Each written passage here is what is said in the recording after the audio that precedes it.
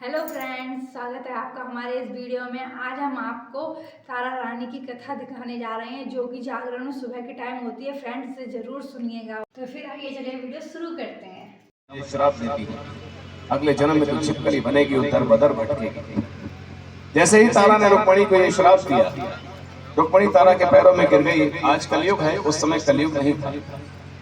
सत्यवादी लोग भी हुआ करते थे उस समय। जो श्राप और जो वरदान मुख से निकल जाया करते थे, जो दे दिए जाया करते थे, वो फलते भी थे, वो लगते भी थे, उनका असर जरूर पड़ा करता था। इसीलिए आशीर्वाद आज भी बड़े बुजुर्गों से लिए जाते हैं। उनके आशीर्वाद से हम सब सुखी संपन्न रहे। तो रुक्मणी को जब तारा ने श्राप दिया तो रुक्मणी अपनी बहन के पैरों में गिर गई, बोली, बहन मुझे नहीं पता था, मैंने इतना बड़ा अपराध किया है, मुझे क्षमा करो। तारा ने कहा, मेरा दिया हुआ श्राप तो वापस नहीं लौट सकता। जो श्राप मैंने दे दिया है वो तो मुझे भोगना ही पड़ेगा, परंतु मैं तुझे तेरी मुक्ति का, मोक्ष का उपाय बता सकती हूँ। जब तारा ने ये कहा तो रुक्मणी ने कहा, ठीक है, फिर वही बता दो। तारा ने कहा, अगले जन्म में जब तू छिपकली बनेगी तब द्वापर युग होगा। द्वापर युग में उस समय पांडव अश्वमेध यज्ञ कराएंगे। जब अश्वमेध यज्ञ में तू अपने प्राणों की आहुति देकर कई ऋषि मुनियों की और कई लोगों के प्राण बचा लेगी, उसके बाद फिर उसके अगले जन्म में तुझे मानव योनि प्राप्त होगी और वो जन्म पूरा करने के बाद फिर तुझे मोक्ष मिल जाएगा। अब एक पाप का इतना फल भोगना पड़ता है, एक श्राप, अगला जन्म, दूसरा चरण। दूसरे चरण में तारा स्वर्ग लोक की अप्सरा बनी और रुक्मणी छिपकली बनकर दर बदर भटकती रही। ये कथा का दूसरा चरण यहाँ पे प्रारंभ हुआ। अब दूसरे चरण में जब कथा हम करते हैं तो माता को हलवा चने का भोग भी अर्पित किया जाता है। इसलिए आदरणीय गुप्ता जी, हलवा चना दोनों आप उठाइए, फूल अपने हाथ में रखिए और दोनों माता की गोदी में करिए। ज्योति के ऊपर से एक बार मार लीजिए।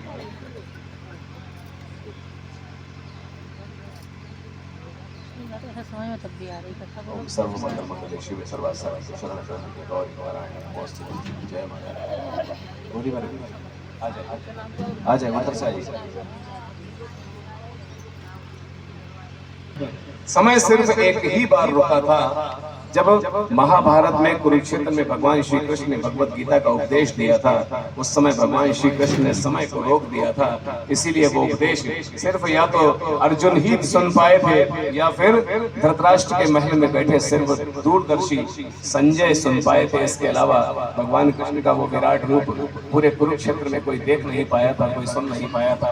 और 18 मिनट में भगवान श्री कृष्ण ने वो पूरी गीता सुना दी थी। हम आप 18 मिनट में गीता पढ़ नहीं सकते पूरी। तो समय तब भगवान ने ही रोका था, वो एक ही बार समय रुका था, उसके बाद से समय कभी रुका नहीं। समय अपनी गति से चलता रहा। धीरे धीरे वो समय भी आया जब पांडवों ने अश्वमेध यज्ञ कराया। अश्वमेध यज्ञ में पांडवों ने 33 कोटि, हम लोग अक्सर बोलते हैं 33 करोड़ देवी देवता। हमारे आपके सनातन धर्म में 33 करोड़ देवी देवता नहीं है, 33 कोटि देवी देवता हैं। करोड़ बहुत होते हैं, कोटि का अर्थ होता है प्रकार। 33 प्रकार के देवी देवता हमारे आपके सनातन धर्म में है। 33 करोड़ देवी देवता नहीं है, 33 कोटि। तो 33 कोटि देवी देवताओं को निमंत्रण के साथ साथ दुर्वासा ऋषि को भी पांडवों ने दूत भेजकर निमंत्रण दिया। जब दूत निमंत्रण लेकर दुर्वासा ऋषि के पास पहुंचा तो दुर्वासा ऋषि क्रोधी स्वभाव के थे। उन्होंने दूत से कहा, ये बताओ यज्ञ में पांडवों ने और किस किस को बुलाया है। दूत ने कहा, यज्ञ में पांडवों ने 33 कोटि देवताओं को भी आमंत्रित किया है। दुर्वासा ऋषि ने कहा, जाकर पांडवों से कह देना, यदि यज्ञ में 33 कोटि देवता आएंगे, यदि सब देवता आएंगे तो फिर मैं नहीं आऊंगा। उनसे कहना या तो मुझे बुलाए या फिर देवताओं को। दूत ने यह संदेश जाकर पांडवों को कह सुनाया कि देवताओं को यज्ञ में बुलाने के कारण दुर्वासा ऋषि यज्ञ में नहीं आएंगे, वो क्रोधित हो जाएंगे। खैर पांडवों ने उनकी बात को गंभीरता से नहीं लिया। दुर्वासा ऋषि क्रोधी स्वभाव के थे। दुर्शब्द ही जिसमें लगा हो हमेशा उससे बचना चाहिए। माँ के दुर्गा रूप से भी बचना चाहिए, क्योंकि दुर्गा का रूप माँ तब रखती है जब माँ क्रोधित होती है, तभी उसे दुर्गा कहते हैं, तभी उसे काली कहते हैं। दुर्व्यवहार, दुर्वासा, दुर्शब्द ही जहाँ पर लगा हो, दुराक्षर ही जहाँ पर लगा हो, वहां से हमेशा उससे दूर रहना चाहिए। तो दुर्वासा ऋषि जब ये देखा कि हमारा अपमान किया गया है तो वो यज्ञ प्रारंभ हुआ। यज्ञ में आहुतियां दी जा रही थी। बड़े बड़े ऋषि मुनि मंत्रोच्चारण कर रहे थे। यज्ञ में विधि विधान से पूजन पाठ चल रहा था। सभी आहुतियां विधि पूर्वक दी जा रही थी। इतने में वो छिपकली जो थी वो दीवार पर चिपकी हुई थी, जो पिछले जन्म में रुक्मिणी थी, वो सब कुछ अपनी आंखों से देख रही थी। अचानक उसकी नजर आसमान की तरफ गई। उसने देखा दुर्वासा ऋषि एक बाज का रूप धारण करके अपनी चोंच में एक मरे हुए सर्प को दबा कर लाए और यज्ञ में उस जगह पर गिरा दिया उस सर्प को जहां पर एक खीर बन रही थी। खीर की कढ़ाई में उस सांप को गिरा दिया और चले चले। उस सांप का खीर की कढ़ाई में गिरना किसी ने भी नहीं देखा सिवाय उस छिपकली के।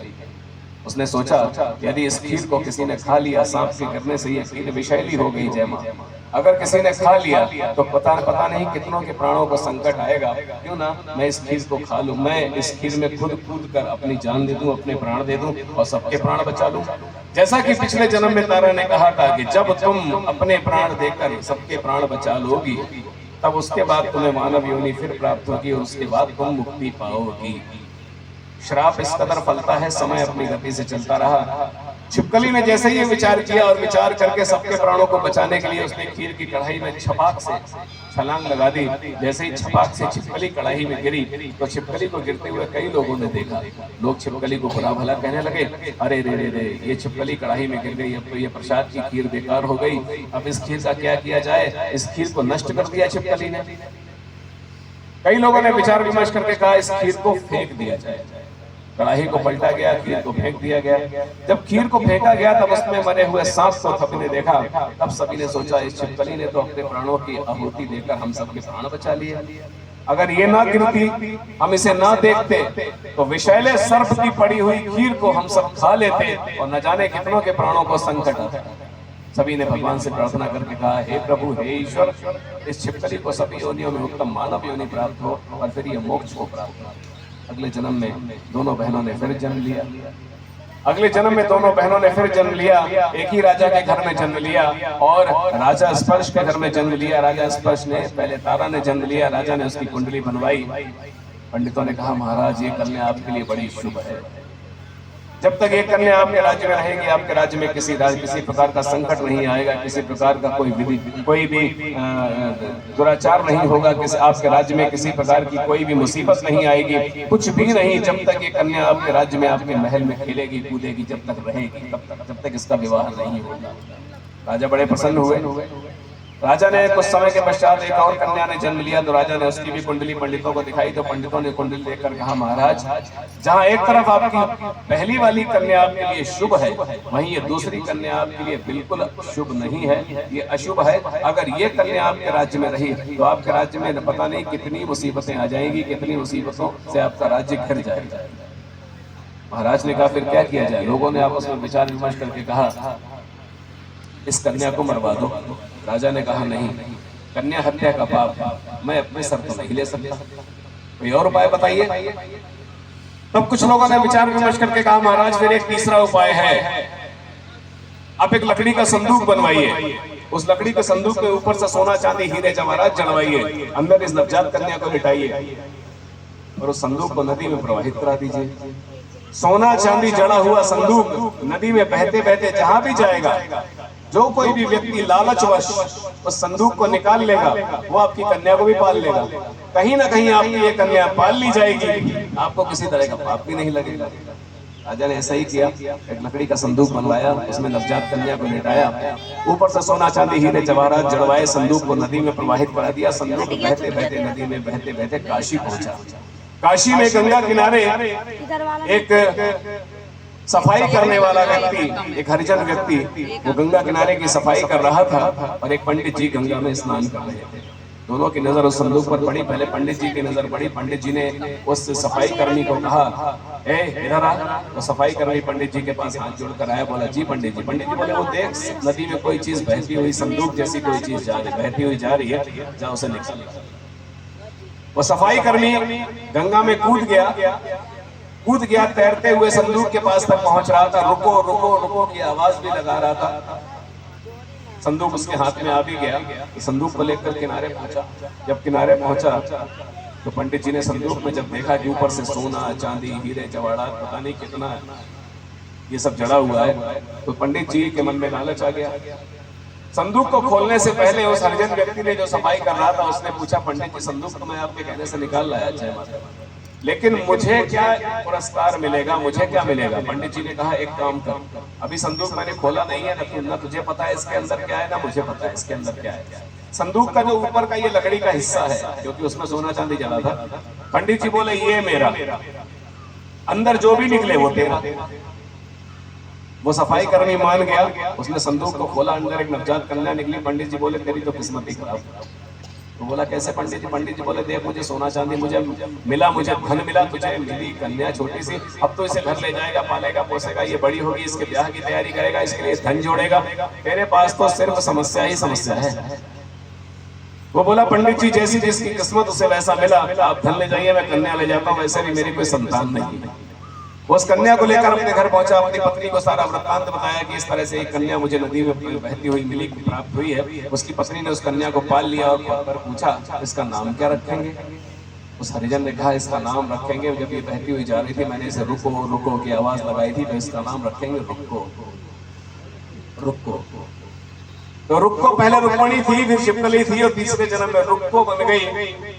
बड़ी हुई, पलने लगी, दोनों बहनें अपनी अपनी जगह पालन पोषण होने लगा। एक महल में पल रही थी, एक हरिजन के घर में पल रही थी। दोनों जब बड़ी हुई तो एक संयोग और बना कि दोनों की शादी एक ही नगर में हुई, दोनों का विवाह। तारा का विवाह अयोध्या के प्रतापी राजा हरिचंद्र के साथ हुआ और वो महारानी तारा बनकर अयोध्या आ गई। रुक्को का भी देखिए संयोग कि रुक्को का विवाह भी उसी के जाति के एक युवक के साथ कर दिया गया, परंतु वो युवक भी अयोध्या का था तो रुक्को भी अयोध्या आ गई। अब दोनों बहनें एक ही नगर में थी, एक मेहतरानी थी और एक उस राज्य की रानी थी। रुक्को की सास जो थी वो महल में साफ सफाई इत्यादि करने जाया करती थी। एक दिन सास बीमार पड़ गई।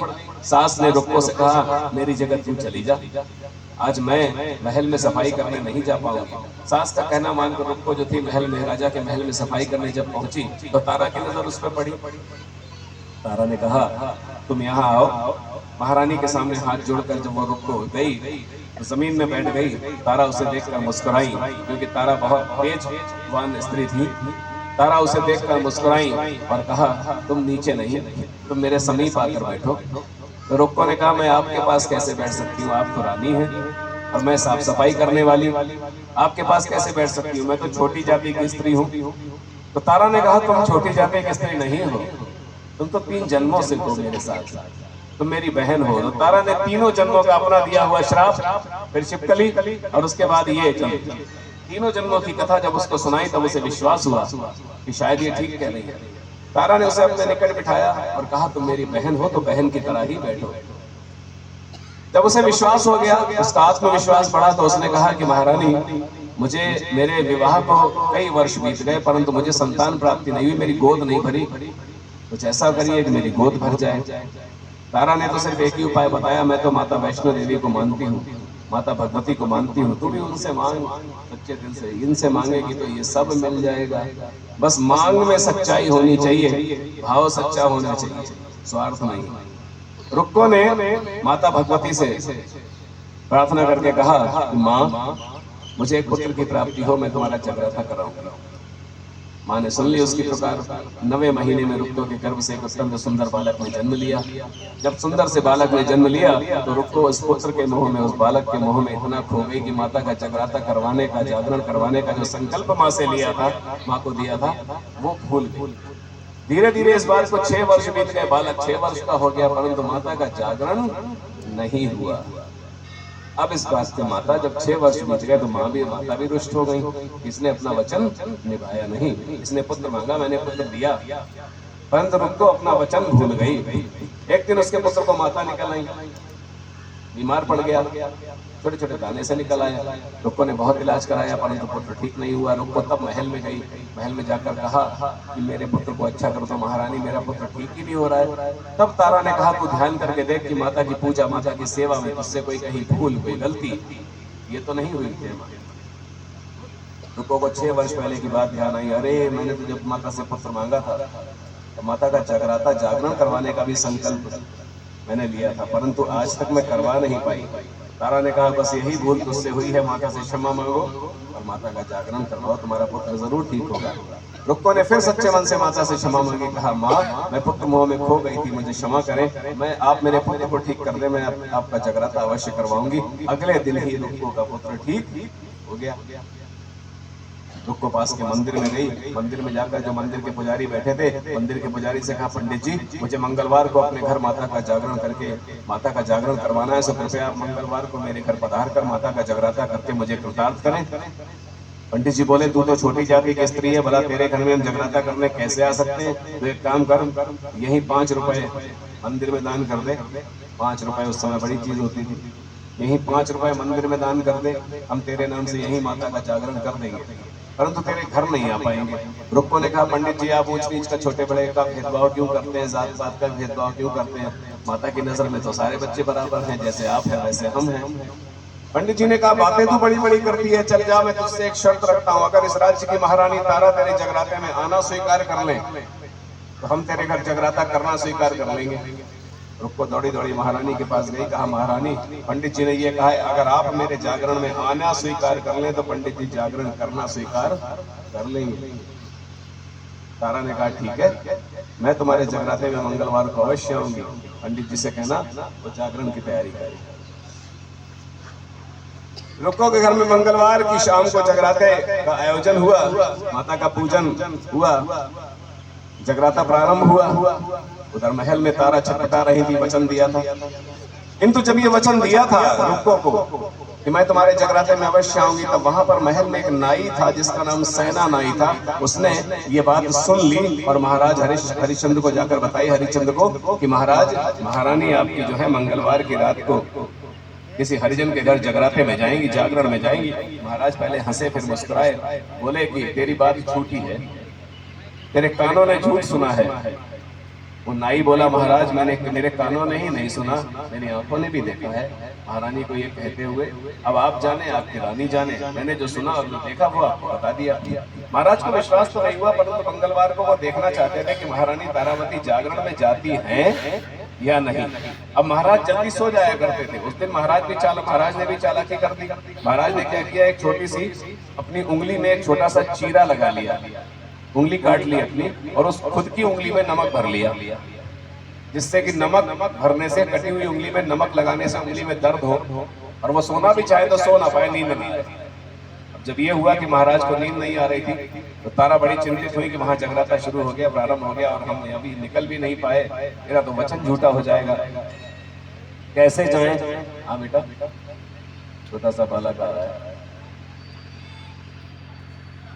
अब वो उपाय सोचने लगे कि आखिर महाराज से पूछेंगे कि जगराते में चले जाएं। महाराज जगराते में जाने की अनुमति तो कदापि नहीं देंगे, अब क्या कर सकते हैं?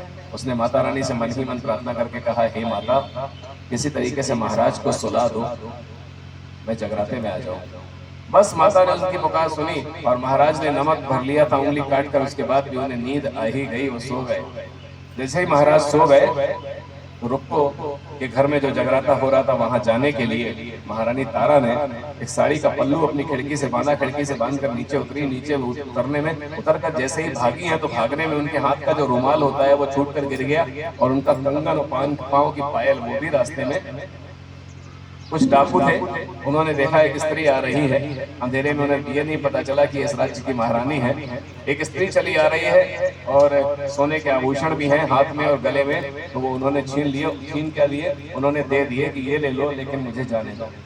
महारानी पहुंच गई। थोड़ी देर के पश्चात महाराज की नींद खुली, देखा महल में तारा नहीं है, महल में तारा नहीं है। सारा महल ढूंढ निकाला, चरणों में जय मां, सारा महल ढूंढ निकाला परंतु तारा महारानी नहीं मिली। महाराज ने तलवार उठाई और ढूंढने निकल पड़े।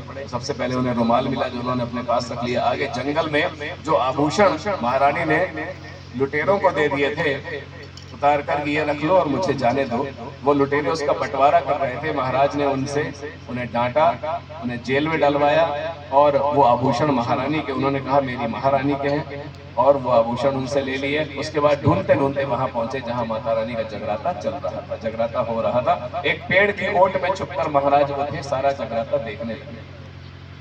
महाराज ने जो देखा, माता की भेंटें गाई जा रही थी, माता की पूजा की जा रही थी, माँ प्रसाद बटा तो सबसे पहले महारानी का नंबर आया तो महारानी का प्रसाद दिया गया। उन्होंने अपनी साड़ी के पल्लू में उस प्रसाद को बांध लिया और बांध कर आगे चल दी। तुरंत पंडित जी बोले, महारानी जी ये प्रसाद पहले आपको खाना होगा, ग्रहण करना होगा, अगर ये प्रसाद आप पहले ग्रहण नहीं करेंगी तो खाएगा कोई भी नहीं। महारानी बोली जो प्रसाद आपने मुझे दिया है तो मैंने अपने पति के लिए अपनी साड़ी के पल्लू में बांध लिया है। अब अगर आप चाहते हैं कि मैं इसे ग्रहण करूं तो मुझे दोबारा प्रसाद दे दीजिए। वो प्रसाद जो था एक मांस का टुकड़ा था। अब आप सोचेंगे माता के जगराते में ऐसा प्रसाद क्यों? क्योंकि आज हम माँ ज्वाला जी का जगराता करते हैं। उस समय बहुत प्राचीन युग में जब जगराते शुरू हुए थे, माँ काली का जगराता हुआ करता था और सब जानते हैं कि माँ काली को भेंट चढ़ाई जाती है, माँ काली को बलि चढ़ाई जाती है। भारतवर्ष में आज भी माँ काली के मंदिर ऐसे हैं, बंगाल में है, जहाँ पर माँ काली को बलि चढ़ाई जाती है। महाराज ने देखा था अपनी आंखों से कि मांस का टुकड़ा इसने प्रसाद रूप में साड़ी के पल्लू में बांध लिया है। पेड़ की ओर से निकल कर आया और कहा, तारा रुक जा, यही रुक जा। तूने मेरी आज्ञा के बिना किसी हरिजन के घर जगराते में आकर हमारे कुल का धर्म भ्रष्ट कर दिया। तू मेरी पत्नी कहलाने योग्य नहीं है। महाराज जी बोली कि महाराज क्रोध न करिए, ये तो भगवती का जगराता था, आप आने की आज्ञा नहीं देते इसलिए ऐसे आना पड़ा। महाराज बोले साड़ी के पल्लू में क्या है? महारानी बोली प्रसाद है आपके लिए। महाराज ने देखा था एक मांस का टुकड़ा था जो बांध लिया था। महाराज बोले मुझे पता है कैसा प्रसाद है, मैं पल्लू खोल कर देखना चाहता हूँ, अभी दिखाओ। महारानी ने कहा महल में चलिए, आपका प्रसाद आपको वहीं मिलेगा। जब महाराज ने जिद की कि महल में तुम तभी जा सकती हो जब मुझे अभी साड़ी का पल्लू दिखाओ, अन्यथा तुम महल में नहीं जा सकती। साड़ी का पल्लू जो खोलकर महारानी ने दिखाया है, तो जो प्रसाद साड़ी के पल्लू में बांधा था, आंखों देखते तुरंत आंखों देखा महाराज ने, पहले भी आंखों से ही देखा था, वो सब कुछ बदल गया, दृश्य बदल गया। उस प्रसाद को जो बांधा था उसकी जगह पे बेला, गुलाब, चंपा, चमेली के फूल, किशमिश, छुहारे, गरी और मखाने साड़ी के पल्लू में बंधे हुए थे। ये सच्चे दरबार। अभी मैंने क्या देखा था और इसी पल्लू में अब क्या देख रहा हूँ, ये चमत्कार कैसे हुआ? इस प्रसाद को बांटे का प्रसाद कहते हैं, जो पंचमेवा का जो भोग लगता है माता को, ये वही प्रसाद कहा जाता है। अब जब ये चमत्कार देखा तो महाराज अपनी महारानी को महल में ले गए और कहा, महारानी चलो ये तो मैंने मान लिया कि तुम भगवती की इतनी बड़ी भक्त हो, सेवा करती हो, उनकी पूजा करती हो, उनकी ध्यान करती हो, उनका माता की भक्त हो, ठीक है, परंतु अब मैं तुम्हारा पति हूँ, तुम मेरी अर्धांगिनी हो, तो क्या तुम्हारा ये कर्तव्य नहीं है कि अपने साथ साथ तुम मुझे भी माता के दर्शन करवाओ? जब ये कहा तो तारा बोली, महाराज भगवती के दर्शन करना इतने आसान नहीं है। महाराज बोले फिर कैसे दर्शन होते हैं? माँ आपको दर्शन जरूर देगी। अब बताइए आपको सबसे प्रिय क्या है? महाराज ने सोचकर बताया, मेरे अस्तबल में एक नीले रंग का घोड़ा है, वो मुझे बहुत प्रिय है शुरू से, वो चढ़ा दूं? रानी ने कहा वो घोड़ा तेज दौड़े। क्या कह रही हो? तुम जानती हो तुम क्या कह रही हो? अपने पुत्र की भेंट चढ़ाने को कह रही हो? महारानी बोली मैंने, मुझे पता है कि मैंने क्या कहा है। मैंने जिस पुत्र की भेंट चढ़ाने को आपको कहा है, आप दर्शन करना चाहते हैं माता रानी के, इसलिए उस पुत्र को मैंने ही जन्म दिया है, मैं उसकी माँ हूँ। परंतु मुझे अपने से ज्यादा उस माँ पर विश्वास है कि अगर आप ये बलिदान दे सकते हैं, अगर आप ये भेंट उस भगवती को चढ़ा सकते हैं, तो मुझे भी ये विश्वास है कि वो भगवती आपको दर्शन भी देगी। महाराज ने फिर जो था, जब उनका से तो घोड़े का शीश काट दिया, उसी नीले घोड़े का, और शीश और धड़ कट के अलग गिरा। दूसरे वार से अपने पुत्र की गर्दन धड़ से अलग कर दी। जैसे ही पुत्र की गर्दन धड़ से अलग हुई है, वैसे ही वहां पर दिव्य ज्योति प्रकट हुई है। इतना प्रकाश प्रकट हुआ है कि आंखें खोली नहीं जा रही थी किसी से भी, जो भी थे वहां पर। महाराज और महारानी से भी आंखें नहीं खोली जा रही थी। सिंह पर सवार होकर साक्षात माता रानी वहां पर प्रकट हो गई हैं। बोलो सच्चे दरबार की जय। अब जब माता रानी वहां प्रकट हो गई है तो मां क्रोधित नहीं थी, उस समय मुस्कुरा रही थी, मंद मंद मुस्कुरा रही थी। अपनी पत्नी की परीक्षा जो ली थी, और उस परीक्षा में उनकी पत्नी खड़ी उतरी। उस परीक्षा में पत्नी की भक्ति सच्ची निकली। महाराज माता रानी के चरणों में गिर गए, कहा माँ मुझे क्षमा करो, मुझे आपके दर्शन करने थे, बस आपने दर्शन दिए, मैं धन्य हूं। मां बोली